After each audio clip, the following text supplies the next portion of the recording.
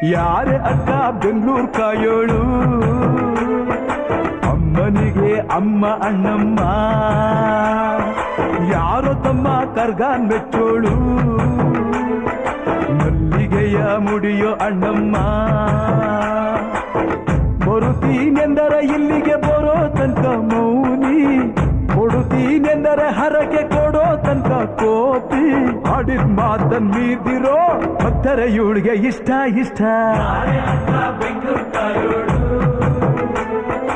ಅಮ್ಮನಿಗೆ ಅಮ್ಮ ಅಣ್ಣಮ್ಮ, ಯಾರು ತಮ್ಮ ಕರ್ಗಾನ್ ಮೆಚ್ಚೋಳು, ಮಲ್ಲಿಗೆಯ ಮುಡಿಯೋ ಅಣ್ಣ.